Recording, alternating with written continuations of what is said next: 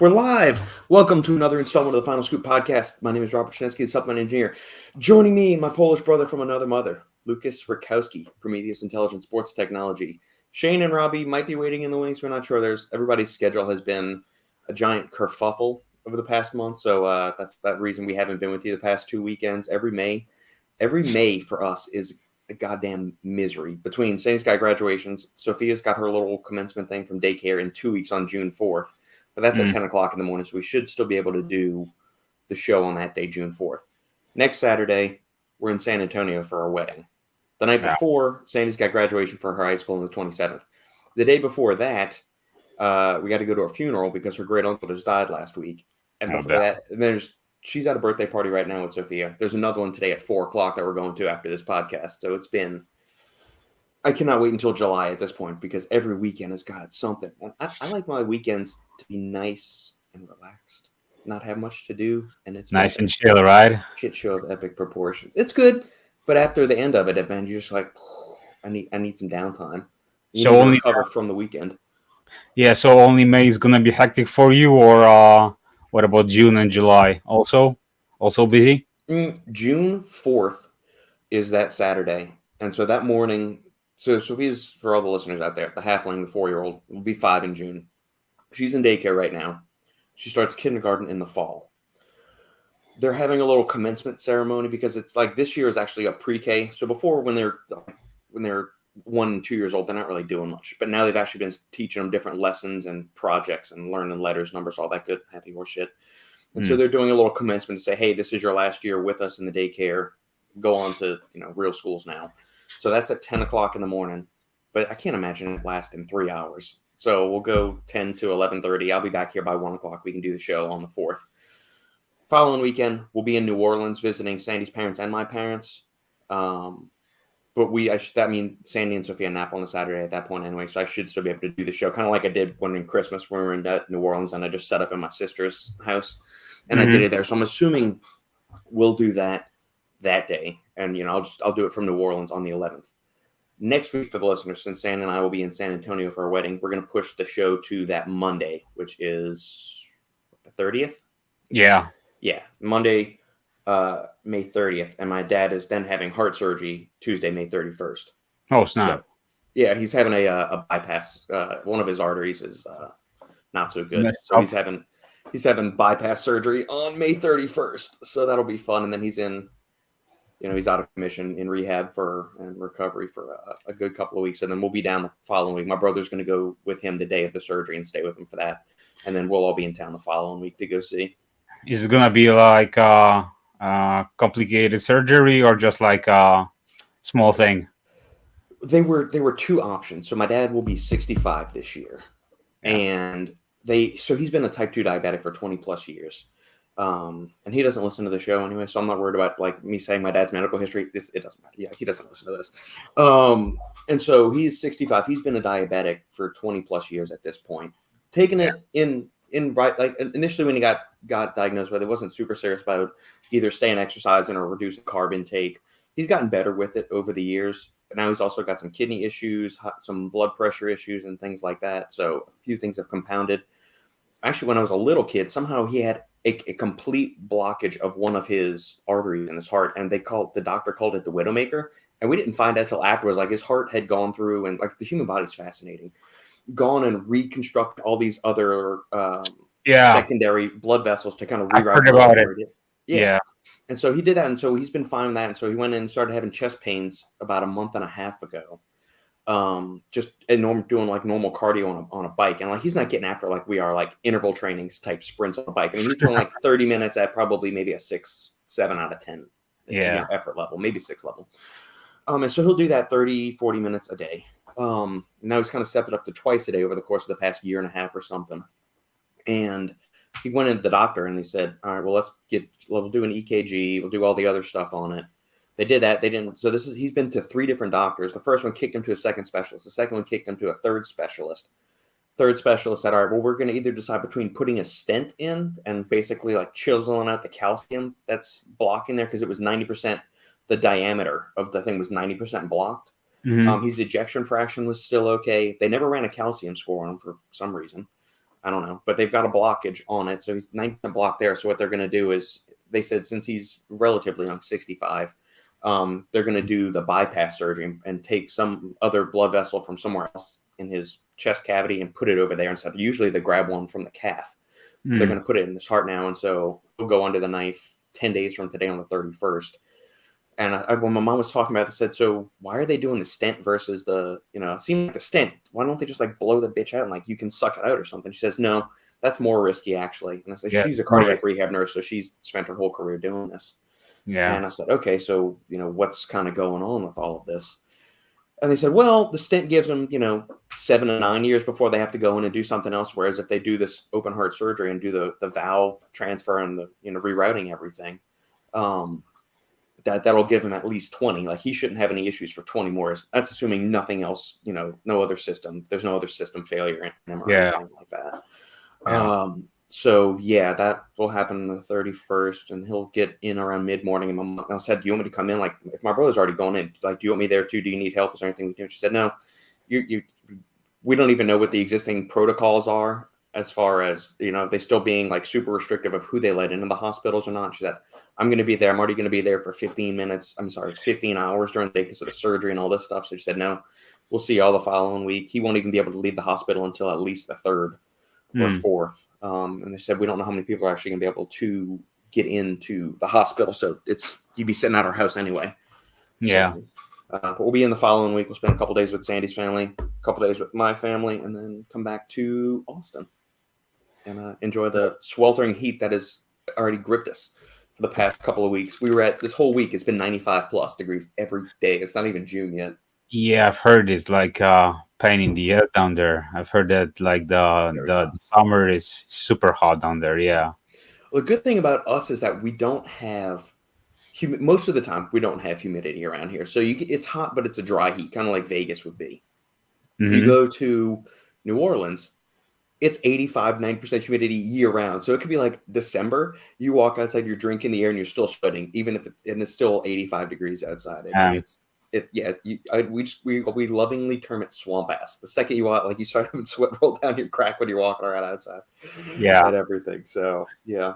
Sorry for that opening tirade. I feel like I haven't stopped talking. But please, go ahead, interrupt me. Bro, today, for example, I was like, I decided I'm gonna wear shorts for the first time, because I thought to myself, oh, it's gonna be like 20 degrees or something like that, because nowadays it's something like that here in my city. Yeah. So I decided, okay, I'm gonna wear shorts and I'm gonna go to the stores, gonna do some groceries and so on. Yeah. Bro, after like 10 minutes, it was so fucking windy.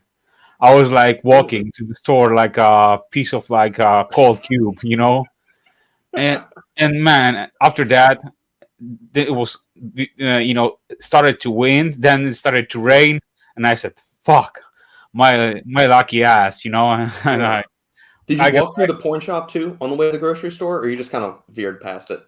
No, I just had to just like skip all the all the extras and just go straight to the store, do my stuff. But I was lucky because I got a meat like 50%, at the discount. Good. Yeah, because due to the expiration date, Yeah. How far after the expiration date do you feel so it's got the sell-by date on the package. Yeah. And so that means that's the safest, like they can sell it to you. How long after that date do you feel okay eating the meat? Honestly, I look at the meat, but at the same time, if it's, for example, I don't know, on a date like 1 day, 1 day or 2 days till it gets expired, I'm still gonna cook it. Yeah. So if you're gonna cook it, then it means that your long the half-life, I would say, of this meat is gonna be longer, right? Yeah, exactly. Yeah, and that's how it goes. So I always like buy stuff on a short dated or almost expired rates. Yeah, I'm gonna go straight to the kitchen and just cook it up straight away, and put it in my Ziploc bags or just like to the containers. I'm set, for the entire week. Cool. How often do you go to the grocery store? Is it close enough to where you kind of just hop there every other day or something, or is it you just kind of go one day? On a weekly basis, I'm going like twice for like a bigger shopping. Yeah. But basically, when I'm going every day when I'm walking back from the gym, I usually just like grab some fresh fruits, and that's basically it. Okay. What's Now, in season right now for y'all? right now, blueberries. We've got, well, apples are on Always. always fresh. Yeah, Yeah. here, and maybe some fruits such as like oranges, mandarins, those kind of things. Do Yeah, y'all and have to import a lot of food from other countries around you, or is the agricultural scene pretty strong to where y'all get a bunch of just local stuff, or at least grown within the confines of Poland? yeah, we try to like support local farmers and so on. Yeah. So basically, all the bigger chains are purchasing the produce from the local farmers, and they are selling them through all the chains. Yeah. But we don't import that much stuff from like other countries. Yeah. Sometimes you can find like strawberries from Spain or like kiwis. Yeah, I mean, I feel like maybe like some of the closer proximity ones, like Germany, Ukraine, Russia. Like, would you get it from that? Not necessarily if you're going all the way to France or England or something like that. But yeah, exactly. Okay. Yeah, exactly. Those kind of things. But I was laughing because on winter you can see like blueberries from like Chile. And they're like, they're like stupid expensive. I don't know who is buying them, but I would rather like buy frozen, blueberries. Oh yeah, always. Because they're way cheaper. Plus, plus they're way better for you, Well, yeah, they retain so much more of the micronutrients in them because they're flash frozen. Basically, as soon as they're picked, they're tossed in the freezer and exactly, yeah. That's we don't buy too much fresh fruit. Like I always have frozen strawberries and blueberries at the house. Mostly because I put those in Sandy's smoothie in the morning when I make that, or I will throw them in my yogurt bowl at night and like they thaw in the yogurt with the protein powder and all that good stuff. We will buy like cantaloupe or honeydew melon every now and then, or watermelon, especially this time of year. Watermelon, like fresh watermelon and pineapple. So good. So good. Do you guys got the mini watermelons? Yeah, like little baby ones that are about that. Yeah, the baby ones. Yeah. These are the formed good. Halfling child of it. Yeah. Absolutely. Yeah, these are them good. Yeah. Simon says, looks like all those donations from book paid off for the electricity for Lukasz. Not only electricity, but check out my man's. Yeah, I got a new setup. Yeah. That. He's got a crisp microphone, a new camera.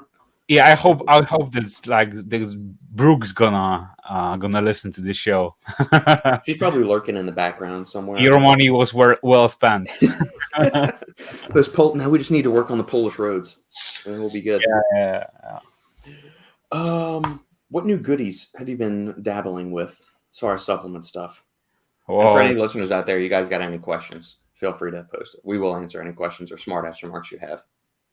Lots of stuff, but I mentioned on my post on Facebook that I got a special announcement or like a special thing for all the listeners.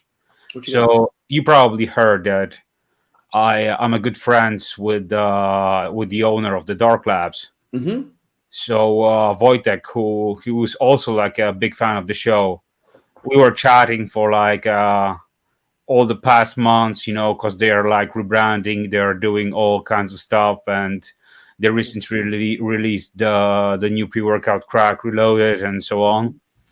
And he said that he will hook us up, or I should say our followers, or all the listeners that are listening to the podcast with a 10% discount.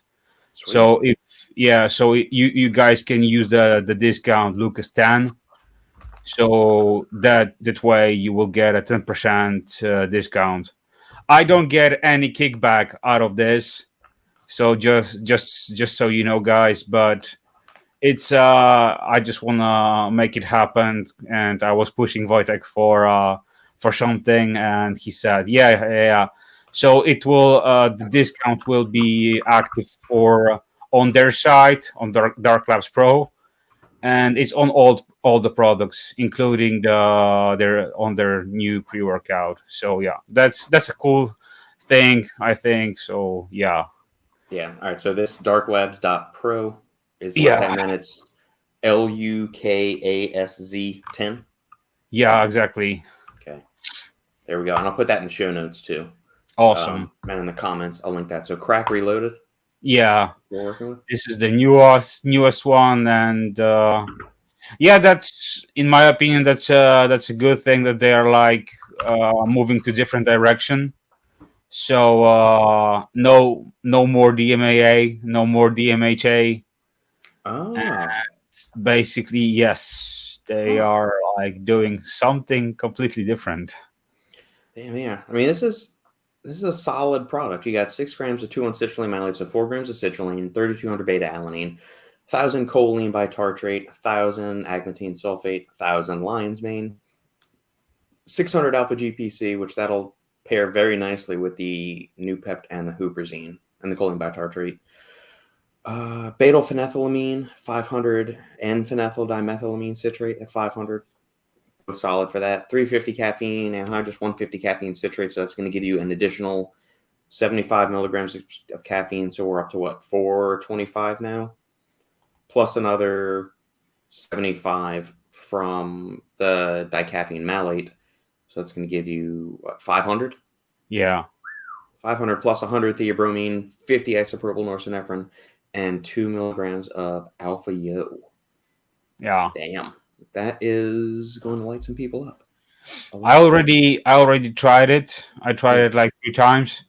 The funniest part is that my first portion was on legs, and honestly, because TJ made a review on his channel, as you probably know. Yeah. He was the first that was testing it out, Mm-hmm. and he had a bit different, feeling that I had, because he said that, he had the suppression of appetite, post training, but as far as like energy, focus, and so on, we both agree that it's a super smooth, clean energy. You don't have any crash, anything, any negative effects, and no drowsiness, no jittery effect, nothing like that. It's just like super smooth, Yeah. and it kicks in so slowly. Like, it's after 10 minutes you can feel it, but it's like I would say like a good and bad fairy at the same time. Yeah. It pushes you through your entire session, and when you need that extra push, then the bad fairy comes in and says, "Go on, motherfucker, and do the extra rep." So yeah, that's a cool future about this pre. I think it's due to the huge amount of area durances, but I may be wrong here. Yeah, it's And a pretty also, hefty dose. yeah, plus you also have this happy effect. Mm-hmm. You feel good. You don't feel like you don't slack or anything like that. You just like, yeah, I want to train. And I can easily say that it can be a good daily driver. Yeah. Yeah. See, you and Shane, man, I don't know how you do it. And I don't know if TJ does these super high stim pre-workouts for a leg day. I can't do that, man. Like, it's 250 caffeine max for me. No yohimbine, no other stuff, because my heart rate already gets high enough when I'm training legs, and there's no way that. But maybe I'm not taking long enough rest. I don't know.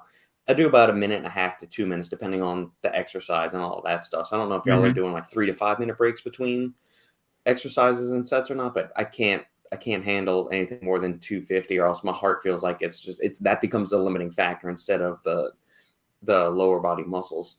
Do you count the time between your reps, or? Yeah, I keep a clock it and everything.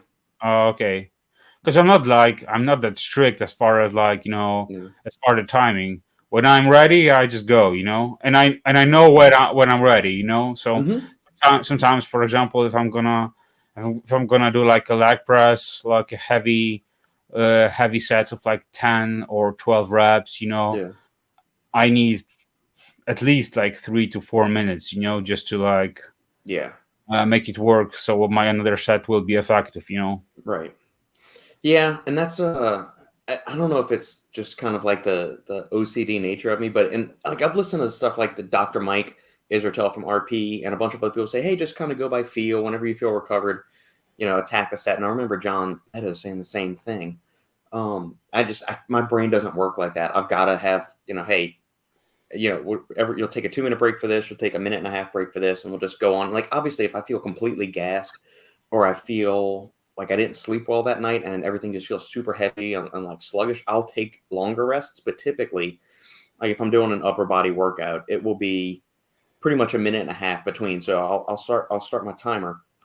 I'll do my first set of ring dips or dips on suspension straps. That takes anywhere between 30 to 40 seconds if I'm getting somewhere between 8 and 10 reps. Nice, slow, clean reps with pauses and all that stuff. I'll have a 1.5-minute break, and then I'll do my set of pull-ups, and then you got another 1.5 minutes. So it's 3 minutes between the actual pushing exercises, but it's a 1.5 minutes between, the pulling and then the pushing stuff. And so I can do like a higher caffeinated and higher stim for those kind of workouts. But for legs, it just doesn't. My body does not like those for lower body workouts. And for HIIT stuff, forget it. That'll be a cup of coffee or, maybe one of those just kind of thermo pre-workouts. Not that I want the thermo or I think it's going to have some magical fat loss stuff, but those tend to be on the lower end of the stim spectrum. It's coffee or maybe an energy drink if I've got a can lying around or not. Would you rather like train on a low stim pre or maybe take like a non-stim pre-workout for your sessions? Depends. For upper body stuff, it really doesn't matter. I can do high stim, low stim, medium stim. I'll do a stim free and just have a cup of coffee earlier in the morning. So say maybe I'll get home from dropping the girls off at their schools by 7:30. I'll get some work done and I'll maybe sip a pre-workout over the course of 30 minutes or so while I'm getting some work done. And then I'll go train other mornings. If it feels like it's been a rough morning or I didn't sleep well, which is a habit for me. I just 3 out of 7 nights a week, I end up waking up at 4:30 or 5 o'clock in the morning. I'm just awake. And so I'll make a French press worth of coffee when I get back from dropping them off, and I'll have that. And then maybe 2 hours later, I'll just make up a stim-free pre-workout and go train then. So it kind of depends on the day, the sleep, what training session it is. Most of the days for leg day, it's going to be a non-stim, and I'll have some coffee earlier in the day, or it might be an energy drink. Like this past Tuesday, I went and ran to the grocery store on the way to bring the halfling to school. So, because she loves going grocery shopping with me, which is weird because I don't think I've ever met another kid that actually likes going grocery shopping. But she does. And so we do that. And they had just restocked all the energy drinks. I thought, I'm not really in the mood for a pre-workout, but something kind of bubbly and fizzy sounds good. So I grabbed the Ghost energy drink. It was their Warheads flavor. Okay. And just because I remember when I tried it, the flavor is good, and the 200 milligrams is perfect for what I want for a leg day, and I like Neurofactor. Anywhere I can get Neurofactor, I'm a fan of the product. So I took that, sipped it, and I didn't take any other kind of pump supplement with it or anything. And just, that was perfect. That's just the amount of energy that I needed. Other days, like yesterday, I had another upper body session, and I did a half scoop to 3/4 of a scoop of black tulip. So, it kind of just depends on the day, how well I sleep, if I really need something to kick me in the ass to get me going, or is it fine just, do I just need a cup of coffee and I can just kind of do whatever? So, yeah. But overall, I do like the dark labs. To kind of circle back, I like the dark labs. Are they going to be phasing out the DMAA and DMHA stuff completely, or is this kind of like a new addition to the arsenal? Completely. It was like a time that they could do that, but now they decided just to like go completely, I would say, legal. So But they're growing probably. I mean, I gotta imagine that they're growing. Yeah, they are, and they are very popular in Poland. Yeah. Not only in Poland but also in like other countries here in Europe. So they got like a huge demand, and like basically like every product that they launched was like a big hit for them. So they just want to be like more transparent even now. And I'm honestly, I'm super surprised. That, for example, they're using a really good ingredient, such as like the Uzbek tercasterone. Mm-hmm. It's from Uzbekistan, which is like, man, that is just this shit is on completely another level. Because as we both know, like 90% of the brands that are like using testosterone is, It's crap. yeah. this Yeah. this let's just be real. This is not 10% Yeah. Ayuga testosterone extract. So Especially if you're don't getting it for like $30 a bottle. There's no way. yeah don't get it fooled, because this stuff is too expensive. Plus, with the manufacturing and so on, it would cost you much, much more. So if you see somewhere aldosterone or like testosterone in like huge discount or something like that, no, bro. Yeah. Yeah. You pay for quality, which kind of goes back to the conversation we were having before we actually fired up the official podcast. Yeah, man. I love the Skeletorish kind of vibes they got with this. Yeah. Going back to the original He-Man cartoon series. It's simple, but at the same time it works. It works, yeah. And I still think they still stock some crack with DMHA and so on. But like I said, I was talking recently with Shane, and he was like, "Well, this brand is like in a gray area." But I was like, "Dude, even Cellucor was selling DMAA back in the days. Everybody was when it was, and so much more brands. So just because this brand offers DMAA or DMHA, doesn't mean it's like it's a bad thing or something like that. Yeah, I totally agree that nowadays it's illegal to sell this stuff. But it's like all the other brands that were selling the 2-stage pro hormones, like the one andros and everything back in 2014, 2015. Think about how many brands started that way. And then they kind of started being like a little bit more legit with everything. They would phase that out. They've gone a little bit cleaner, all those kind of things. That's interesting.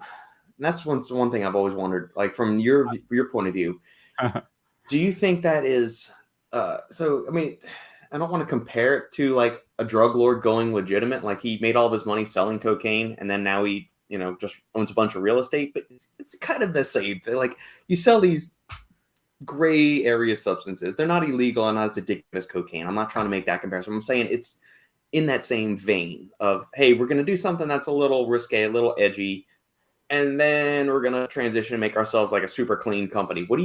How do you feel like when companies do that? Is it worth it? Like, hey, I need to do what I need to do to build the brand. Once then we'll be super clean here on out. Like, how do you feel? You're building an empire, and after that, you're going to like a toy store or something like that, right? Yeah.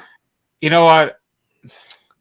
It's hard to judge anyone. From my perspective, it's like, you do you, but at the same time, if you're being honest and transparent, because I don't like being dishonest or like hiding something behind proprietary brands, those kind of things. And I said to Shane, if Dark Labs from the start would like offer products without like mentioning that these products contain like DMAA or DMHA, then I would be pissed a lot. But they said straight from the get-go, we don't offer products for like regular gym goers. These are hardcore products. When they say hardcore, you know what I mean by hardcore. Yeah, we're not going for the soccer moms. We're not playing that game.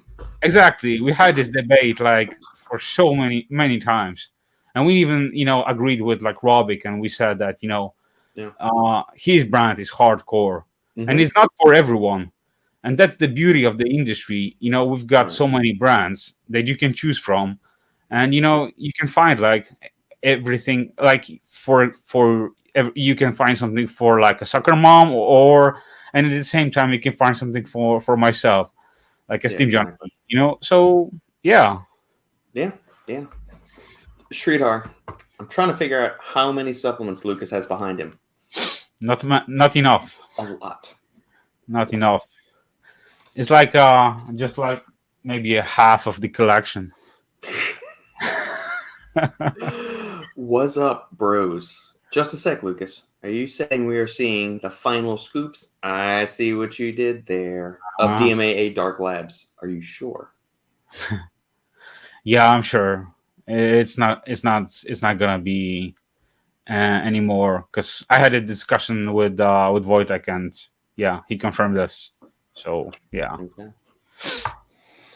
Simon says, usually when pre-workout is 1 to 2 scoops, I would use 2 for push and pull days, but leg day I take only 1. Don't want my head to explode and takes forever to recover after. So that's exactly what I was saying. I can't do super high stim, all kinds of exotic stuff, or even like a high amount of caffeine. Like I wouldn't even do a full scoop of hooligan on a leg day. I could probably handle it, but I don't enjoy the sensation of that.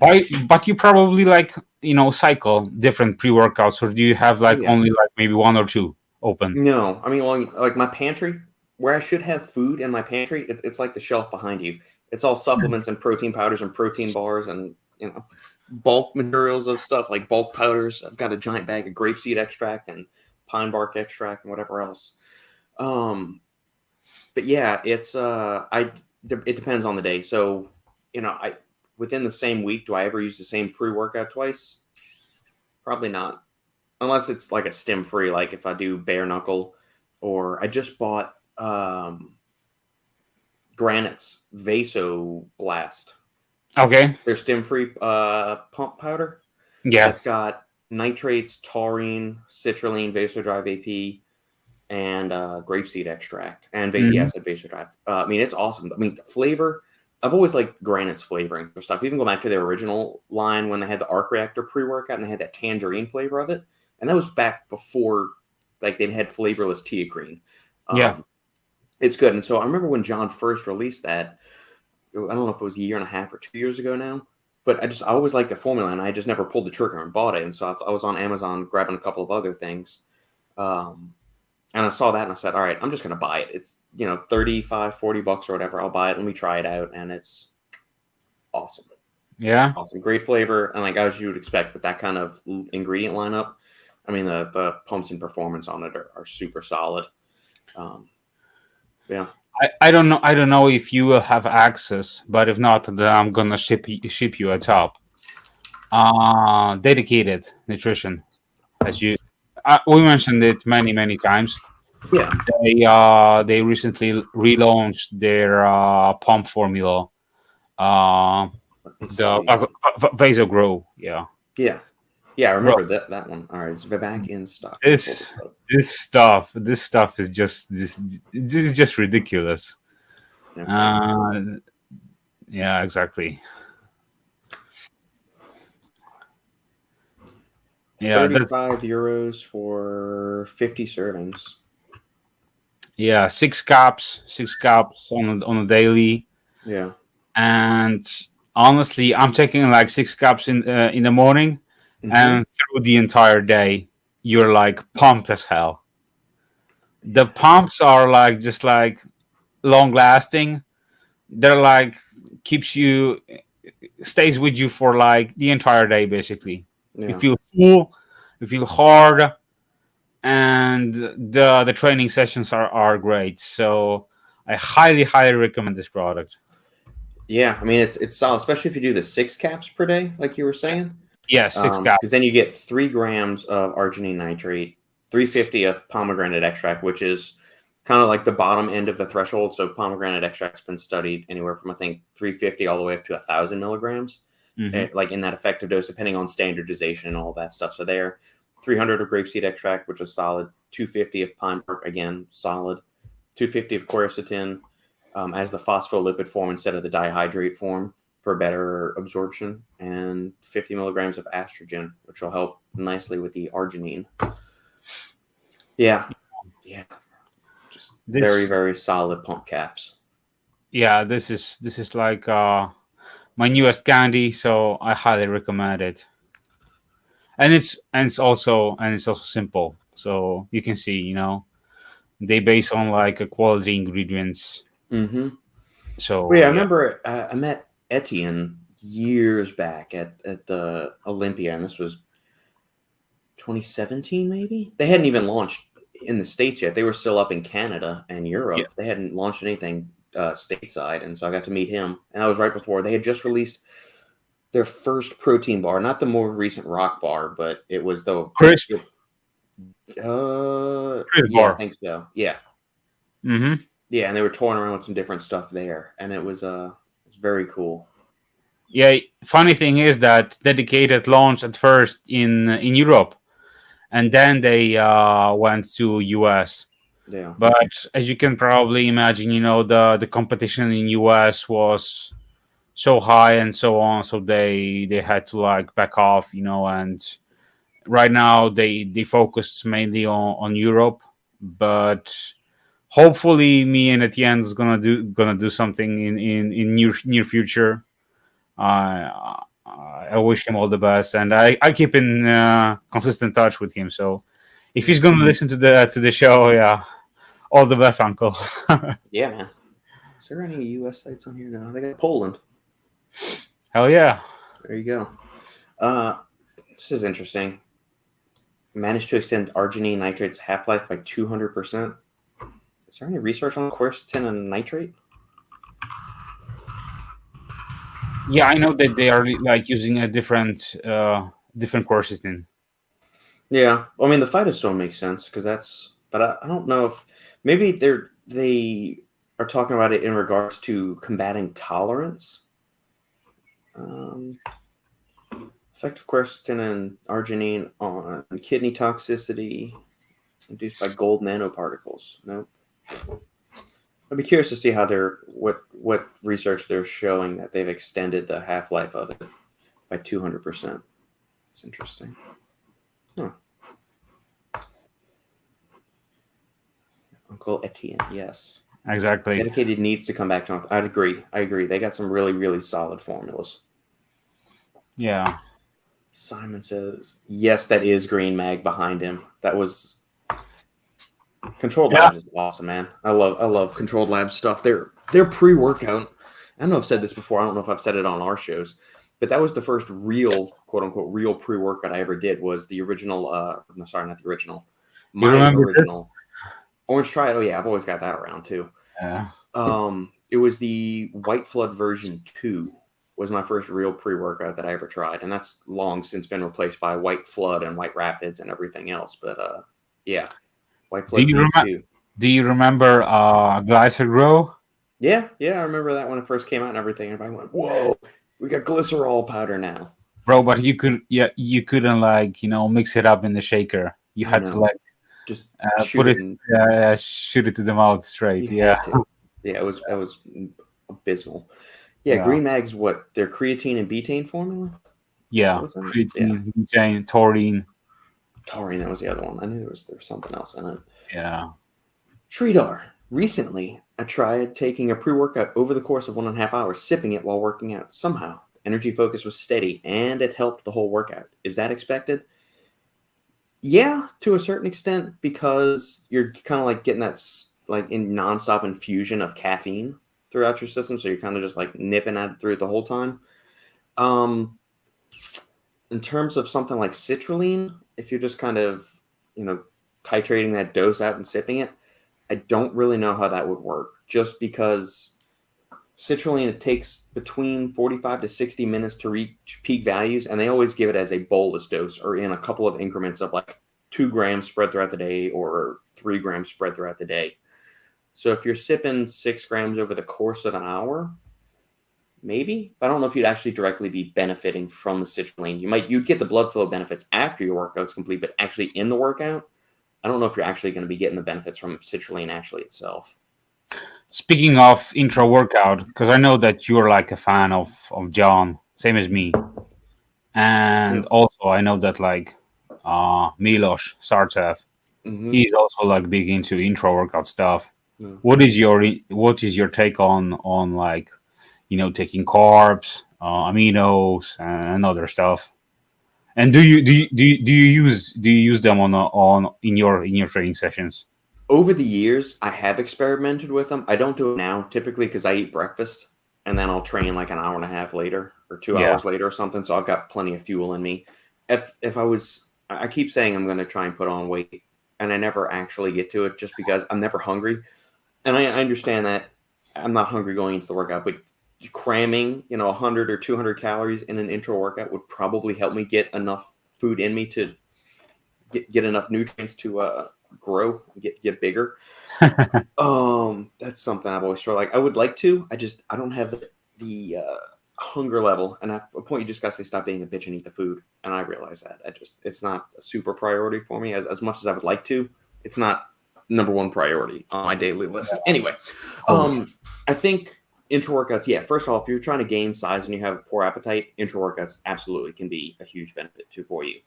In terms of actually improving performance, I think it kind of depends on how you react personally. I mean, I spent the majority of my life training fasted, even like taekwondo and all that stuff when we were doing it. Never ate anything beforehand because I didn't like feeling full. I'd feel gross, or you're doing so much jump kicks and twists and turn and drop and stand back up. You're going to throw up if you have anything like within an hour or two of, going to your training session with it. It's just, it's not conceivable. So I would grow up like that. And I did the same thing. Maybe I would sip on a Gatorade every now and then if it was super hot, because more often than not, the air conditioner would break in the martial arts studio where we were training without fail in Southern Louisiana. That bitch would break at least once a summer. And then my teacher would have to go and fix it, or call the guy to come fix it, and we'd be out of AC for like a week until they came. Anyway, I've experimented with carbs in terms of resistance training on and off. I don't know if it's made a huge difference, but then I don't have a 2-hour training session either. If I was having a super long training session, I could see that having more utility. Mine, 45, 60 minutes. I'm get all my, the hard sets in and out and done. I'm not counting the warm up cool down, but like the actual time you're doing, actually engaged in some demanding exercises, 45 to 60 minutes. Yeah. But yeah, I haven't noticed a tremendous benefit one way or the other, but that's just me. Other people love to have carbs into workout. Like I'll sip on aminos just because I like having something refreshing. I don't want to just sip plain water. So that's nice. In terms of soreness, I don't get all that sore unless it's the first time I've ever done something. Like it's the first time I'm bringing a certain type of row back in, and then right between my shoulder blades is lit up for like 3 days in a row. If I change the type of rowing I'm doing. Then I'll get real sore. But in terms of actually aminos helping me reduce soreness intra-workout, I don't know if it's benefited me a ton, but maybe that's because I'm eating enough protein the rest of the time throughout the day, or I just don't get that sore. But you're talking about like BCAAs or more full spectrum EAAs? Most of the time it's an EA supplement. That's all I pretty much have here at the house, because the company's products that I have they all offer EAA products and not BCAAs. Yeah. So do you see this like change of guards? I would say that like more companies are right now like stepping from BCAAs and like moving to full spectrum. It's been a slow thing. Like the first big time I noticed it was maybe 2017. Was, or at least here for us. I'm not sure how it's been in Europe. But the first time I started noticing like a subtle shift was probably late 2016, early mid 2017. Yeah. And then it started there. Controlled Labs has always had an EAA formula. Shout out to them. Kudos to them for having it. And somehow Extend just did a better job of marketing. And so BCAAs became popular, even though Controlled Labs was doing EAA formulas, back probably early 2010s. Yeah. They did that. Extend took over, and then BCAAs just took off like wildfire. But then, Primeval came out with an EA supplement. ProSups came out with their EA supplement, both of which were phenomenal tasting. ProSups in particular, they had some kind of tropical flavor that was just dynamite. Redcon came out with their Grunt EA formula. Grunt, yeah. Those were the three main ones I remember leading things off. Hold on one second. Hello?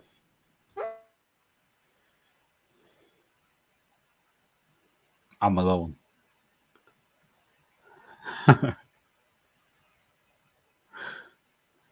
Okay. Halfling just got back from the first birthday party. I'm going to put her down for a nap, and then it'll be time for birthday party number 2 at a petting zoo. Oh, nice. Yeah. And then after that, then there's something else we got at 6 tonight, so it's a lot. She had a blast? Yeah, it was an indoor playground where they have like a ropes course in there and cargo nets they can climb up and down and trampolines and all kinds of stuff. Yeah, that's awesome. What they can do. So yeah, she's had a couple of birthday parties in May, and then hers will have hers, or her birthday's a month from today, actually. June 21st is her birthday. She'll be 5. God, I'm getting old. No panic. I know. But yeah, it's always an EA formula. I have an old tub of Extend. It's like one of those like 3-pound tubs of BCAAs, like the giant 90 serving ones that I got probably back in 2017. And every now and then I'll try just because it's the pineapple flavor, and the pineapple Extend flavor is awesome. Yes, and so I will drink that, and I understand I understand it is expired. I don't care. It's fine. It still tastes good, and I'm not bleeding from the eyes or the ass when I go to the bathroom, so I'm okay. Bro, like I don't. I think it was like 2 weeks ago. I finished a big tub because I had like a huge bag of Rule 1 protein. Yeah. It was like 1 year expired already. Mm-hmm. Oh yeah, you still use it. Yeah, I've used expired. I mean, I've got some expired protein bars, but there's so many fillers and stabilizers and life extenders in there. Bro, no issue. Yeah, that's fine. Sandeep, any pre-workout for running? Who? You could do. I mean, really, you just need some caffeine, maybe a little bit of citrulline to help with some of the ammonia buffering, some beta-alanine. So you could look at, I mean, a nootropic is a possibility. A cup of coffee if you like coffee. It seriously depends what you like. It's hard. I mean, it's hard for me, to recommend. Like, I would like go for something like. Do you remember the old formula of Mansport Scorch? Yeah. And I think solid. I think it was solid. It had like choline, a few different types of tea, like white tea extract, green tea extract, and so on. And it was like 150 milligrams of caffeine per scoop. So you could, like, for example, take like 1 scoop, so it's like only 150. Or if you're like if you want it to be more hardcore, then go with like a 2 scoops. This one you're talking about, or this is the capsule one? This is the capsule, but this is the newest version. I was talking more about the old stuff with the yellow label. I don't know if Google's gonna find it. Oh yeah. This one, yeah, exactly. That doesn't help me. Can you take me to? Hold on, maybe I will find. Mansport Scorch powder.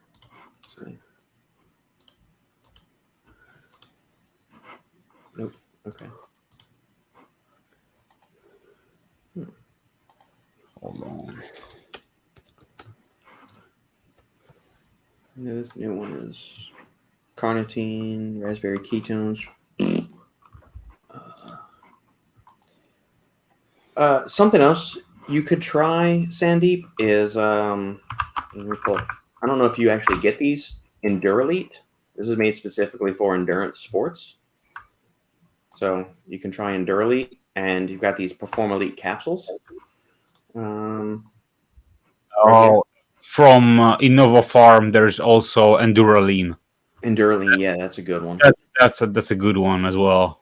Yeah. So yeah, I'll pull that one up in a second. Sorry. So Sandeep, you can do this. There's only 250 milligrams of caffeine in these 3 capsules, or they have a pre-workout here.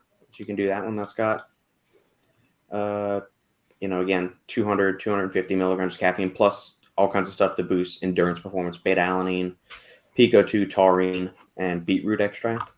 You can do those. Are both prime time options. You can check out the new Apollon pre-workout, which is kind of specifically geared more towards combat athletes, endurance things, which is, let me pull it up.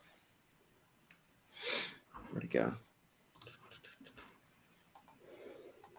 Where is it? Go shop. Not Black Tulip, Lionheart. There you go. Yeah. You do Lionheart. That's only got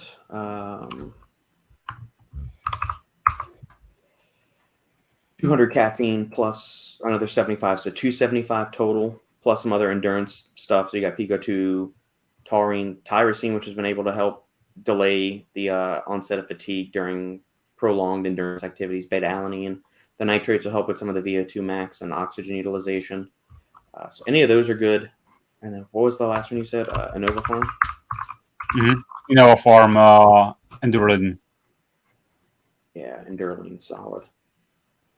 Yeah, it tastes delicious too. I've not tried the Shirley Temple, Bro. But the Sunset Sangria is fantastic. Every flavor I tried is just spot on. Yeah, I mean, Chris and his flavoring guys there, man, they know what they're doing. Yes, it's a giant prop blend, but having used many tubs of this over the years and its various iterations. Yeah, I don't know why, but I got like a soft spot for this product. Yeah, and I send you on the private chat the ingredient profile to the Scorch. Okay. But I don't know if Sandeep's gonna be able to find the old phone formula. Yeah. All right, let me pull it up real quick.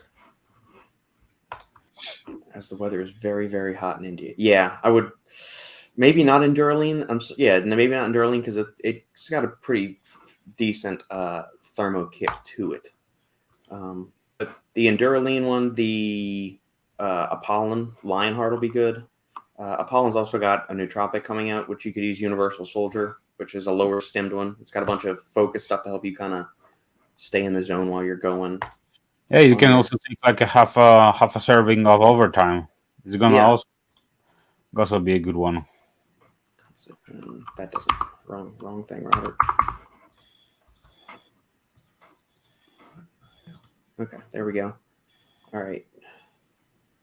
Here we go. Okay, scorched thermogenic blend. Choline bitartrate, raspberry ketones, acetyl L-carnitine, L-carnitine fumarate, L-carnitine tartrate, taurine, green tea, black tea, white tea, L-theanine, green coffee beans. Yeah. That's my kind of like energy drink. If I don't want to drink coffee, I take a scoop of that stuff. Works like a charm every time. Yeah, there's a bunch of those good little powders. Yeah, basically any kind of like thermo pre-workout you could. I know it's super hot in India and probably humid depending on which area of the country in which you reside. So maybe you don't want those thermo ingredients in there. I don't know. I don't like super hot thermo. Like I don't use pretty much any yohimbine containing pre-workouts, or rarely if I do, because when Sandy gets off for the summer, I've got a pull-up and dip tower, like one of those little power tower things, whatever you call it. We got one of those in the backyard. And so we'll do a lot of our upper body workouts out there, and I'll launch a suspension trainer over some of the trees in the back, and we'll have that for rows. I can also do pull-ups, free weight, do it that way, do dips there, or I can use the fixed pull-up handles there, or suspension push-ups are pretty gnarly to do on that, flies, all that good stuff. Simon says, oh, so you don't need extra heat, LOL. I've just come back from the evening run after the gym. Hooligan and 2 caps of chaos. Pooh. Yow, man. That's intense. That's a good one. Yeah. Sridhar. Caffeine, citrulline makes sense. What about the nootropics, beta-alanine? I see some brands add beta-alanine to intra-workouts. It's probably an unpopular opinion, but they are doing that so people think the intra-workout is doing something for them. Yeah, you can say, it's going to boost your endurance. That's not why they're putting it in there. They're putting it in there so you feel tingle and you feel like the product's doing something. Yeah. I don't know why, but I'm just so pissed on brands that they're like using, the beta-alanine, intra, pre, or even like post workout. I don't see any sense of like using it through this time. It's a super as far as this ingredient is effective, and I totally love it. But at the same time, we need to understand that it needs saturation to be able to fully work. Yeah. So use it on a daily basis, and after time, you will notice no tingles, and you will say, "What the hell is going on?" Yeah, man, it's you need 3.2 to 6.4 grams every day, and then after 4 to 8 weeks of supplementing with that amount every day, you will start to derive benefit from the ingredient. Yeah. But most brands put it in there so you feel something. You have a sensation that something's going on, just like they load it up with niacin and all kinds of other stuff. At least in pre-workouts, they do.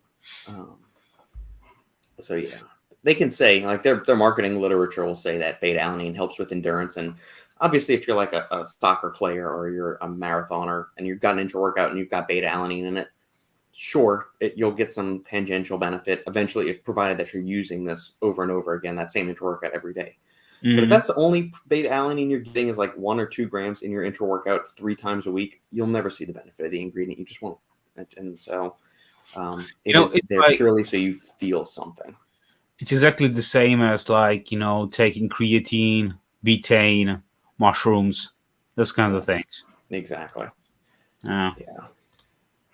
Logan, although they aren't technically supplements, how would bromantane and B-methyl be for running? I've personally heard they are great for it. I have zero opinion knowledge of their applicability, utility for sports performance. I don't know. I don't really know much about bromantane to begin with. That's an ingredient I actually have not investigated. Am I going to wake you up when? 3:40. I can, sure. Is it okay? Yeah. All right, bye. Sandy's nap time now. No worries. Sandy and the halfling are both going down now for their nap. They get cranky if you don't sleep them and spank them enough. Every needs some time. But no, Logan, I have no idea. Let me see what bromantane actually does. Me neither. I've heard the ingredient. I just don't know what it does. All right, let's see, everyone. Bromantane, sold under the brand name Ladastin. Ladastin? Sure. Is an atypical psychostimulant and anxiolytic drug of the adamantane family related to amantadine and memantine, which is used in Russia in the treatment of neurasthenia. Every great thing, every great drug has come out of Russia. It's amazing. Although the effects of bromantane have been determined to be dependent on the dopaminergic and possibly serotonergic neurotransmitter systems, its exact mechanism of action is unknown, and it is distinct in its properties relative to typical psychostimulants such as amphetamine. Because of its unique aspects, bromantane has sometimes been described instead as an adaptogen and actoprotector. Interesting. What is that noise? My lamp. Oh, okay, I'm trying to figure out what the hell that was. Yeah. My lamp decided to shut down. Yeah, Logan, this thing, I say the reason it's enhancing performance is through its actions on dopamine, going back to what we were talking about earlier. Dopamine, the more intense, the more prolonged your exercise is, there's going to be a natural decline in dopamine. When dopamine declines, serotonin levels stay high. This contributes to central fatigue and where you start feeling tired. If you can keep those dopamine levels higher, prevent the decline either through preventing dopamine reuptake, you're knocking out some of the enzymes that metabolize dopamine, like COMT. That's perfectly fine too. If that's all of this is leading to higher dopamine levels. Same thing you could accomplish with supplementing with tyrosine, L-dopa, caffeine to a certain extent. Any of the Xinomite, which is a COMT inhibitor, any of those things which do that would, in theory, enhance performance because you're attenuating the decline in dopamine that's going to happen during intense exercise. I don't know can you actually get this stateside? I mean, does Nootropics Depot or somebody sell this? I know Logan is an expert when it comes to like nootropics. So yeah, I know he goes down the wormhole of it. Where can you actually purchase it? Is it at Nootropics Depot? I'm not even aware if it's possible to purchase it here. Yeah.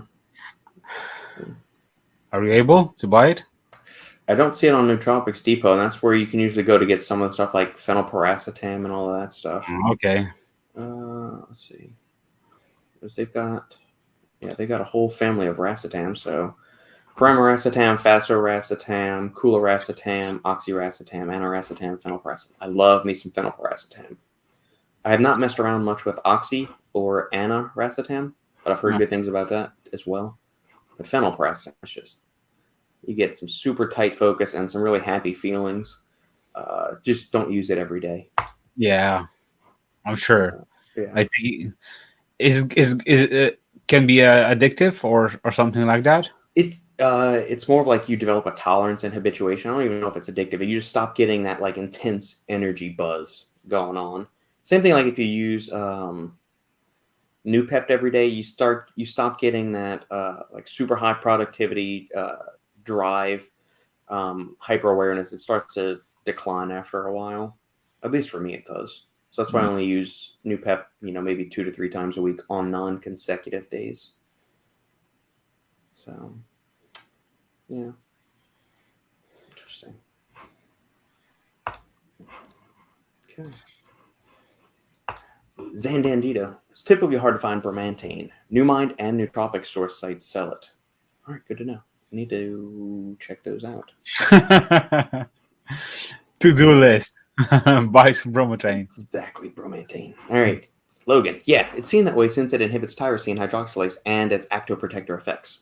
Actoprotectors are preparations that enhance body stability against physical loads without increasing oxygen consumption or heat production. From NCBI article. Smart shit. Appreciate that. Thank you very much for the reference, Logan. See? Yeah. Is tyrosine hydroxylase the one that catalyzes the conversion of tyrosine, though, or the one that breaks it down?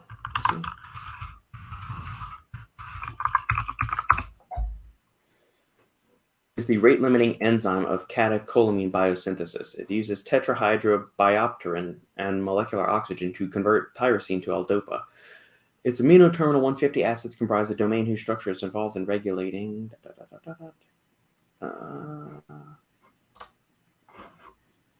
I don't know if you want to be inhibiting this, since that's facilitating the conversion and the production of dopamine. So that's where I would wonder about that.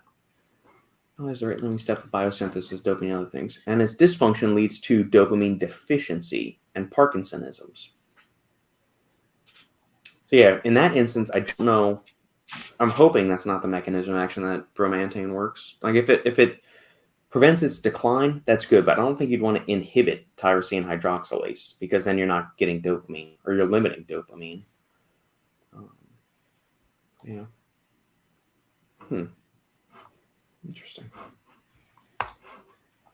More homework. Oh, it's good. I always need topics for other stuff to just write about on my own. Yeah, do you got lots of stuff right now to take care? Increasing, yeah. Okay, there we go. Increasing tyrosine hydroxylase. That's mo better. That's mo better. There we go. You talking about as far as work or just stuff like in my own personal backlog of stuff I want to tackle?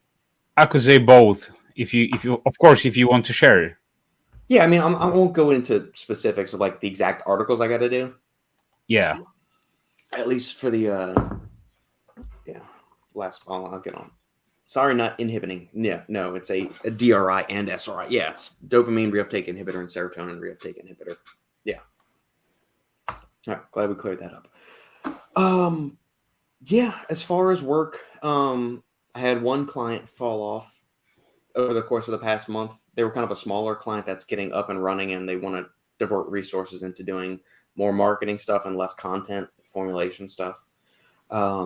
So that kind of shifted, and they've moved back and so that's given me some opportunity to do a little bit more writing for myself. I've been wanting to do an actual deep dive on Brain Factor 7 for months now, and obviously I'm going to put other people's work in front of mine. The clients that are paying me to do stuff, I'm going to make sure they have their stuff. And by the end of the week, I just don't feel like writing anymore. I'm kind of tapped out. I just want to go sit and relax or read a book or something. Yeah, man. So with that, I've put a couple things up on Patreon that I've written about as far as the Brainberry deep dive. I did that. I did a CDP choline deep dive. I've done a few little like research highlights, something on cranberry and lowering blood pressure, cranberry extract. And there's a couple of other ones that are just on kind of like quick research hits, like little drive-by research recaps on stuff. But I want to do another deep dive. But when I go into those things, it's a 2,000 or 3,000 word article, and that takes me the better part of 3, 4, 6 hours, depending on how much studies I actually need to comb through. But that's all right. That's all good. And then I've got some formulas that are in the works for a couple of different brands that are, one of them is actually hitting the market this week. It was on Shane's site this week. That hit. And then, Is it Performax? No, I did not do that. I don't do any formulation for Performax, and handles all of that. He'll call me every now and then and just bounce like an ingredient idea off of, and which I'm happy to do. But no, there's no official like, hey Robert, we're formulating a greens product. What do you give us your formula? No. Aaron's sharp enough guy to be able to handle that on his own. No, I'll tell you when we get off, because I don't know if the owner wants me to say it or not. Okay. I don't know. Shane knows. Him and I were talking about it the other day, and he was giving me some rib shots because I'll talk to you about it afterwards. It was okay. But yeah, we've got Universal Soldiers coming out with Apollon. So that's Robbie, and I'll kick Robbie some ideas, but I mean he handles the formulas for Apollon, and he'll just consult me on a few things, saying, hey, I would tweak this, I'd maybe tweak that, and kind of go over that. So I'm excited to see Universal Soldier, because I love me some powdered nootropics.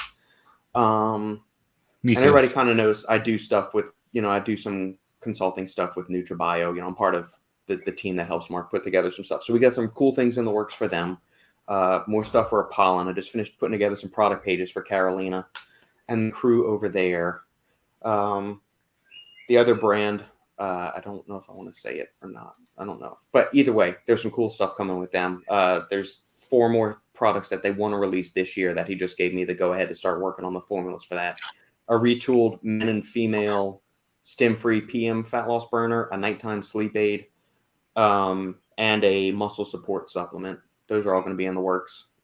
May I ask, because I know that you've been working with Condemned Labs. Not in about 6 months. Yeah. So it's not them. I haven't heard from Mike over at Condemned Labs in probably a good 3 to 4 months. And that was just kind of like, hey, how are you? Just like checking in, saying what's going on. But not actually any formula or content stuff probably since December. I would say maybe November timeframe. Because I know he wanted to lock down the rebrand and all of that stuff before proceeding forward with everything. But I had not heard from them. But yeah, I'll tell you, joint supplement just hit the market, which I'm pretty excited about. I love it. I've been wanting to get a good joint formula out there for a while, and it's finally out. So that'll be cool, and then I'll get to try that and see how it goes and everything. So, but yeah, that's been the majority of it. And as far as personal projects I want to do, I finished a short ebook on just 5 like stress relief ingredients, anti-stress, anti-anxiety ingredients that came out. So that's a free ebook. I need to put it up on the Supplement Engineer website and just a free download to let people have it, just because there's something. It's a way to get people to attract to the site, get emails, so I can blast them with other newsletters and stuff like that. I want to do the Brain Factor article. I want to do what was the other one I wanted to do? A Paractin one, which is a standardized Andrographis paniculata extract for joint health. I want to do that one. And I would actually like to do a deep dive into nitrosogene. I mean, I know how it works, but they've got 15 or 20 studies, and I'd like to really dive into those to see just kind of what else they can do. And, after talking to Todd a couple weeks back, it's a fun ingredient. And so I'd like to try it out more personally. I bought some bulk capsules of the Jack Factory sells just bulk nitrosogene capsules. And so I bought that, and that just came in the other day. So I'm going to start just putting that through the paces. I mean, I've tried nitrosogene in other supplements before, but I've never just run it by itself for a prolonged period of time. I've had 1 or 2 off like sample packets or something. But I'd like to try that and New Level a little bit more to see if I can discern any difference between like vinpocetine versus New Level in terms of, because they both accomplish the same thing, increase cerebral blood flow. But from that, like nitrosogene also says it works within 15 minutes of taking it. You get enhanced mood, focus, and energy. But is that from the inositol? Is that more from the increased blood flow? So that's what I kind of want to start playing around with and kind of understand that. And plus it gives me a reason to, experiment with some things. And then maybe I can use it in a formula down the road or something, or just, have that in my back pocket and see. Because after talking with Todd, basically nitrosogene is pretty much the same cost as like 6 grams of citrulline is right now, at least based on the numbers that he has access to. Maybe it's different for other brands, but I mean, shit, if you can get a patented ingredient for the same price as a generic that's actually got quality research behind it, why not? Why not use that? Yeah. So, Yeah, I was listening to your entire podcast with Todd. It was really interesting, and what he was talking about, like comparison of citrulline and nitrogen. It was like, yeah, it's a no brainer, that you can stack them, but at the same time, if the pricing of the citrulline is like ridiculous nowadays, yeah. you could basically replace it with like other ingredient and like also Right. save some space in your formula, then it's like basically no brainer, right? Yeah, absolutely. And that's like, so that kind of brings up the other thing. So something like 3D pump, where you're getting, let's say you just use the generic 6-gram dose of 3D pump. You're getting the 3 grams of citrulline, which is the bottom end of the range for the clinically effective dose. Yeah. So you get that, plus you get some polyphenols from the animal, plus you get the glycerol. Is that going to be the same price as maybe doing 4 grams of citrulline plus 300 of grapeseed extract plus some taurine or betaine or something? Like, is the same price where you're getting the end effect? And so from the brand's point of view, is it going to look better to have 4 grams of citrulline in your pre-workout plus 2 other generics, or is it better to have the branded ingredient? I think they're going to have the exact same benefit at the end. You're going to get the same increase in performance, but from like the optic standpoint, what's the brand trying to convey versus what is their end consumer expecting from them? Do they just want something that tastes great and has a bunch of caffeine?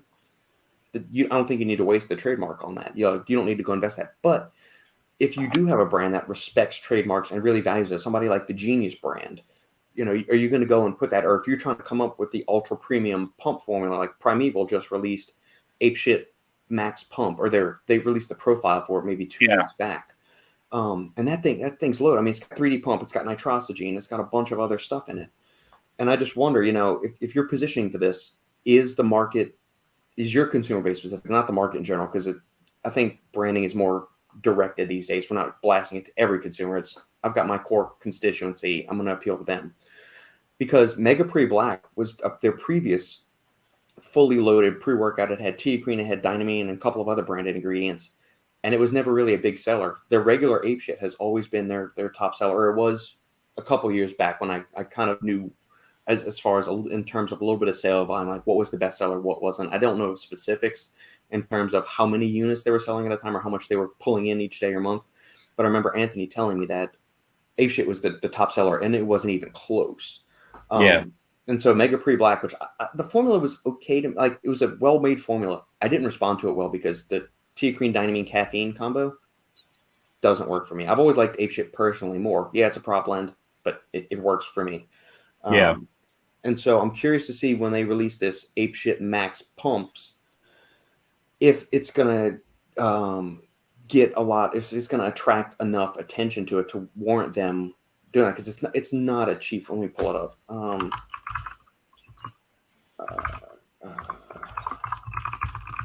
Let's see if I can pull it up on Stacked. There we go. All right. But I know it's dropping soon. I just don't know when. Okay, let's see. All right, so we got 3D Pump. You got nitrosogene. You got Alpha Size. You got Elevate ATP, S7, and Bioperin. It's not a cheap formula. Plus, you got full doses of everything else. Now, their core consumer just loves the small scoop, the great taste of regular apeshit. Are they gonna, step up to the, this more intense, more premium pre-workout and go for that? That's what I'm going to be very curious to see. Here's Apeshit Max. Gotta say, Top looks great. Yeah, whoever they got doing their label design. Yeah, the design is on point. It's great. Yeah. Yeah. Yeah, I like it a lot. I like the purple with the black. That's nice. Yeah, definitely. This one's got teacrine, Elevate ATP, nitrosogene, and 3D Pump. So, yeah, it's I'm I'm curious to try both of those. 3D pump is nowadays been used more, like more formulas. Also, the Mark Slobliner, the newest Clash, is also gonna have. I know they. I don't Is know. he? Yeah, I don't know if you heard the I did not Clash. hear that. The Clash is gonna be Clash 3D. Oh, okay. It's gonna be called. I don't even think if Shane posted it on his site. Yeah, I don't see it yet. Clash was always solid. But There we go. oh, there we go. 7 months ago, Clash 3D. I'm sure it's gonna work. And Mark's smart, both from like an ingredient standpoint and branding. Try to go to Tiger Fitness. Maybe there is already listed. Entire fitness, you're saying? Yeah, because I think it should be already sold there.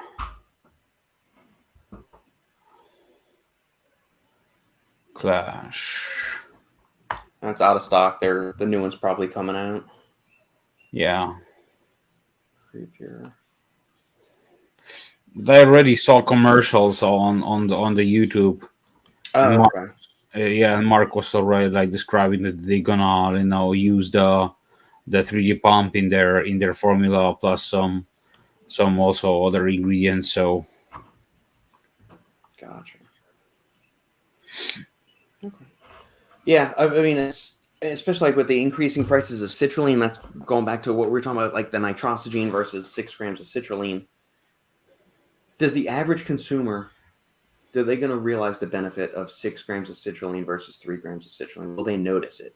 Is one thing I'm wondering. So if you can put in the 6 grams of 3D pump, and they see citrulline as part of that complex, or they think, does that, and you get the branded ingredient? I wonder. Plus some of the cool stuff that Dr. Lopez had told me about how the different actions, the bioactives in the amla fruit extract, which was kind of cool to understand because that was something I didn't hear at first, or I didn't understand at first, and it wasn't clear to me, at least when I read through the patent application, and I may have glanced over it. But I'm curious to see what else it's going to do, and to see if maybe combining it with another polyphenol, sort of like grapeseed or Cellflow 6 or something, would you potentiate things even more? So it would be it's interesting. And it's a different way to just kind of skin the cat kind of thing. yeah, but do you think that like nowadays customers are like get used to like citrulline on the labels, and when they don't see citrulline, they like panic. Right. They're like, oh, there's no citrulline in it, or like let's say there's no beta alanine in it, so it's probably gonna be a bad formula. Because I'm referring this just because I was recently listening to a podcast that Glaxon did, and Michael as well as Joey, and they were like talking about their formulas, and when let's say when the regular guys sees the tub and their formulas, they're like, what the hell is this shit? It was their words basically. But after like trying a sample or like trying a tub, they changing their mind because they're like, wow, that's a completely different experience. So just because something is on the label doesn't mean that it's gonna be the experience that you're like expecting. Right. Yeah, completely so. I think there is a certain element. Certain informed consumers will expect certain ingredients in a pre-workout. Do I think the average person is there yet to where they're expecting 3, 6, 8 grams of citrulline in their pre-workout? No, I don't think. Like caffeine and beta alanine, I think have a higher awareness in the general mindset than the guys like us, and even I wouldn't even say people as educated as we are in supplements. Even there's the average person that has no idea about supplements. They just buy whatever the guy at GNC tells them to buy, and they buy it. Then there's like another level that kind of understands that, hey, citrulline is a good thing. It gives me some pumps, increases nitric oxide. And then there's, the really nerdy ones among us that, you, me, Joey, the Drew, all those kind of guys that really love the science behind supplements. I don't know if the average person is there yet, just because a lot of these people, like you walk into any average gym around here at least, and people are just walking in drinking bangs, and that's their pre-workout, or they'll take an energy, like a 5-hour energy, and they just go at it because they know caffeine, but they don't know much of the other stuff yet. We're getting there because the consumer is becoming more educated and showing more interest in it, but it's not part of like the general everyday conversation or the general understanding of it. So I can based on like sales, I could like tell you straight away like what sells and what doesn't. Yeah. And based on that, I could like tell you, like 90% of the customers, like they don't know what they're like buying, Yeah. Labels are just labels to a certain extent. I would agree with that. Yeah. Because I've tried products over the years where it looks phenomenal, and then you do it, and I just feel flat. Like I don't feel like I've even taken any caffeine whatsoever, and so maybe that's me on a bad day or something. But I've tried like that product. If I have a bad experience on it, I'm going to go back and try it 2 or 3 more times. And if it's the exact same thing that doesn't happen 3 times in a row, then I'm done with it. So yeah. I would agree with this fact, and I would also say that every supplement works different on each person. Yep. And that's why when I made like recommendations, I always like say it in a general statement. Yeah. I don't try to like force anyone to like buy this or that. Mm-hmm. I can only say, for example, this stuff works for me, and that's why I can recommend this. But at the same time, when I'm suggesting a product or something, I'm like, I can refer it, for example, to like one standalone ingredient, those kinds of things. Mm-hmm. But at the same time, when we're like dealing with like a complex formula, I never like try to like force anyone to like buy it straight away and let's say like this is the best thing. So yeah, I'd agree. Logan, sorry, Robert, I missed your opinions. Well, you should have been paying attention, Logan. No, I'm just kidding. Missed your opinions when you were talking about the racetams on the Nootropics Depot site. What's your favorite ones and the ones you get benefit from? And the benefits you get from them, sorry. The only one I've tried with any steady use or, regular usage is phenylpiracetam. And I take between 75 to 150 milligrams, depending on how crazy I want to get. I do not use that several days in a row. I will use it once, and then I'll maybe use it again 2 or 3 days later. There will be weeks go by where I don't use it, but I kind of alternate between that and Noopept. I've never actually used them together, so I'm kind of curious to see what would happen. But since Noopept is kind of a synthetic analog of a racetam, I don't know if it's really smart to stack both of them together. That being said, there are popular racetam stacks where you stack like aniracetam with oxiracetam and phenylpiracetam. I've never done that. I haven't gotten that crazy with my nootropics experimentation. The only one that I've used with any kind of quasi semi-regularity is phenylpiracetam. And the only reason I did is because I tried it years ago in a Nova Farms Limitless pre-workout, and it's got a little bit of phenylpiracetam in there. In the prop blend, it had it in there. I also had DMHA and I think something else as well. So I did that. And so I'll do 75 to 150 milligrams. I always take it with a choline source, so usually CDP choline, unless I've had alpha GPC on a pre-workout earlier in the day. But just because it's ramping up that choline usage, just like Noopept does, and you don't want to overtax your cholinergic system, you deplete all that, you go into this brain fog, you get a headache, you become useless pretty much, at least in my experience.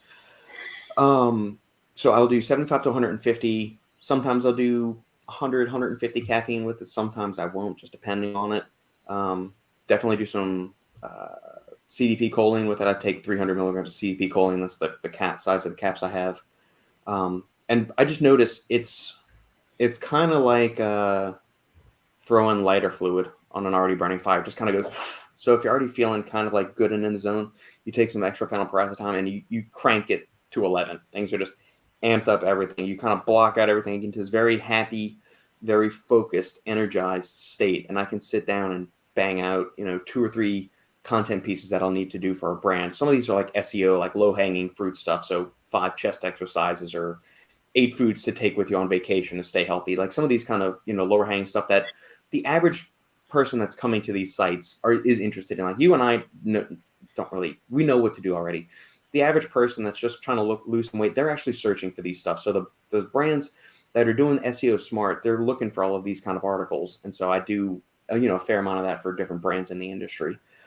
In addition to like the technical nerdy product pages and formulation stuff and all that stuff. So that's what phenylpiracetam is really helpful for, especially in the late afternoon. If I've already recorded a podcast early in the morning, done some other work and worked out and eaten lunch, at that point, it's like 2:00. I don't really know if I feel like doing a whole lot of work, but I'll take some piracetam, some CDP choline, maybe a cup of coffee or like a 100 milligram scoop of like an energy amino or something like that. Take that, knock it back, and boom, I'm locked and loaded for like 2 to 3 hours. And I'll knock out a bunch of work in the afternoon. I'm just sitting either at a coffee shop or at like a bar and grill or something working. And I'll be done with it. And then I won't use it for a couple of days and come back to it. And life's wonderful. Logan, yeah, I've seen stacks like that. I'm trying pramiracetam right now. Been wanting to try fasiracetam too, since it's actually in a phase 2 clinical study right now for ADHD. Interesting. Very interesting. There was something. There was one article. Let me pull it up real quick. Let me see. Something I had covered for. Where is it? Something I did not too long ago for. This will be a shameless plug for something I've written. AdvancedMolecularLabs.com. Talk about ADHD. And they found that dopamine agonists were actually pretty useful, and that caffeine was as effective than some of the more exotic stimulants were without the drawbacks. So if you guys want to be curious about ADHD and the potential benefits of dopamine and caffeine, hey, you can head over to advancedmolecularlabs.com. Good stuff. Check that article out. Yeah, that's fun. Steve over there always gives me interesting things to write about, which is kind of fun. We've gone through all the comments. It'll be a last call for you guys if you got any other comments or questions, queries, and quips. Thank you for joining us. Make sure to visit darklabs.pro, Pro. Yeah. And use the code Lukasz10, LUKASZ 10. And once again, I'm not getting any kickback out of this. So Please remember, guys, this is just for you. And basically due to the friendship that I had with Wojtek, which is the owner of the brand. So, yeah. Awesome. Well, I'm sure Dark Labs appreciates the publicity, and the people that want to try some of the aggressive, intense pre-workouts will appreciate that much too. Yeah, there will be a package going your way with their products. Awesome. I've still got some of the original salvo of stuff you sent my way, and so I use those sparingly just because, I mean, they taste good and they hit really, really well. And I don't like to, That's good. But let those go to waste. You need to try the new stuff, so the package will be on your way. Awesome. Thank you, sir. You want to try any of Apollon goodies? The new Universal Soldier will be dropping this week or next week, which is their powdered nootropic. If you want to try some nootropics, which the flavor is good, the effects, performance are solid. I love the product, which is no surprise because I'm a nootropics nerd. Final scoop code. I can't talk anymore. Code Final Scoop 10. No, just code Final Scoop. Final Scoop. Final Scoop. Fattest discount on the planet Earth. Okay, you can see I'm out of practice right here. My brain is all messed up. Links down below to contact me. You got any questions or topics of conversation for a future episode of the podcast? You can check out supplementengineer.com or the Patreon for more enhanced goodies, more ingredient nerdiness, and details, dissections, formulator corner stuff, and all that good stuff. And thank you guys as always for tuning in. If you're catching us on replay, hit Lukasz up at his preferred points of contact or shoot me an email. I'll leave a comment down below and we'll address it. One other housekeeping thing. Next Saturday, we will not be here. We will be on Monday. Yes. Instead. And that is just to make sure that I have my dates right. That is Monday the 30th. That is Memorial Day. The Halfling and Sandy will both be off school that day, but that's their nap time anyway, so we can do the podcast then, and we'll be good. Don't get pissed at us, but we are trying our best to keep the schedules going and keep the podcast floating. So yeah, it's a hectic time for all of us, but hopefully we'll manage to like keep it going. We are not backing down. So yeah. Last question before, unless anybody else has anything else to throw in. Simon says, can both of you try to remember and share the most euphoric, happy experience on a pre-workout, please? Well, it was a dark night. Sandy and I were laying in bed, and I took a pre-work. No, I'm just kidding. Probably the first time I ever took DMAA or DMHA was the most euphoric. I mean, I remember taking that, and it was mesomorph. I had never taken any kind of exotic pre-workout before, and this was when we were up in Michigan in 2015, 2016 timeframe. Mm-hmm. I took a scoop of mesomorph. I was ready to run through the goddamn wall, man. I was so happy, so energized. It was like a 2-hour workout, 2+ hour workout. I just didn't stop. It was go, go, go, go. And I felt great on top of the goddamn world. And then I used it the next day. I thought, this is nice. Wasn't as strong as the first day. And then I quickly realized, maybe I shouldn't use this every day. And so then I would use it maybe once or twice a week. And then that same thing happened the first time I tried DMHA. I think it was one of the products Bruce had formulated, Bruce Neller. Maybe for Giant Sport. Was that Giant Rush? Didn't he do that one? And I tried, it was DMHA for the first time, and they were calling it Cagelia africana extract or something at that point. It wasn't, we didn't know, nobody knew it was DMHA except for a couple of us that knew what the ingredient was. So those are the two most euphoric experiences I've had on pre-workouts. And it's probably because my body had never tried those substances before. And like that first time you ever try something, I mean, it jolts you. So you feel phenomenal. But yeah, that's the two, those are my first two greatest times. Bro, I got so many, but at the same time, if I would just to narrate to like maybe 2 or 3, yeah, I would definitely say like I would agree with you, Jack. Yeah. That was probably one of the first, but see, I never got to try Jack. That was before I really got into supplements or anything like. So I missed that ship. Yeah, but if I would like besides Jack, I would definitely say Hemorrhage from Nutrax. Yeah, because they were messing around with DMAA back in the day too. The old school formula that was with King Kong on the top. And I don't know if you ever battled with Driven Sports crack. No, I didn't get to try that one either. That was a goodie. But that was another one I got busted for. Sprinkling a little extra something in there. And I had the version that was when Furious Pete was sponsored by them. Yeah. Man, the original Main Sports Game Day was also pretty intense because it had DMHA in it or DMAA back in 5-8 years ago. Yeah, craze, Driven Sports craze. There you go.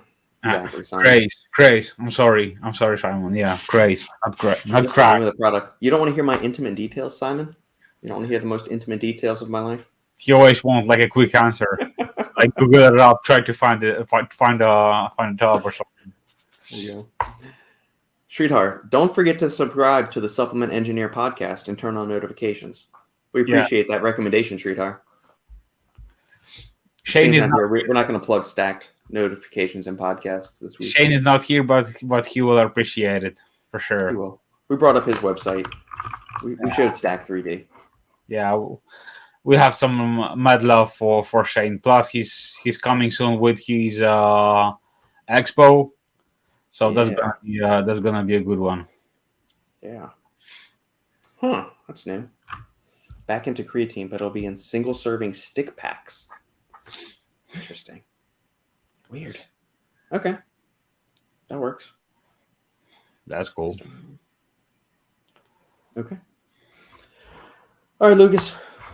Good to be back, my man. We will see you I'll be in touch with you, but we will see everyone officially on Monday, the 30th, Memorial Day here in the States.